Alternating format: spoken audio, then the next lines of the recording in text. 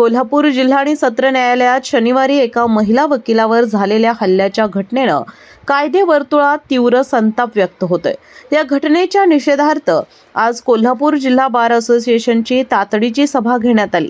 मात्र सभेदरम्यान केवळ भाषणे नकोत तर ठोस निर्णय घ्या अशी जोरदार मागणी होत असल्याने वातावरण तापले आणि काही काळ गोंधळ उडाला। सभेत अनेक वकिलांनी आपली स्पष्ट भूमिका मांडत पोलीस प्रशासनाच्या निष्क्रियतेवर तीव्र नाराजी व्यक्त केली। ॲडव्होकेट विद्या देशमुख यांनी न्यायालयात नेमणुकीवर असलेल्या पोलिसांच्या तात्काळ बदलीची मागणी केली। ॲडव्होकेट स्वाती तानवडे यांनी महिला वकिलांच्या सुरक्षिततेसाठी निषेध म्हणून काळ्या फिती लावून काम करण्याचा आणि महिला वकिलांची वकीलपत्रे न स्वीकारण्याचा प्रस्ताव मांडला। ॲडव्होकेट शिल्पा सुतार यांनी न्यायालयातच महिलांवर अन्याय होत असेल तर सामान्य महिलांना न्याय कसा मिळणार असा गंभीर सवाल उपस्थित करत दोषींवर कडक कारवाईची मागणी केली।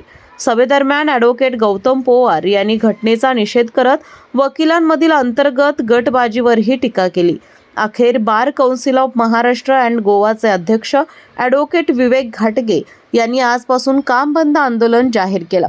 त्यानंतर सर्व वकील जिल्हा न्यायालय परिसरात एकत्र येऊन पोलीस प्रशासनाचा निषेध व्यक्त केला।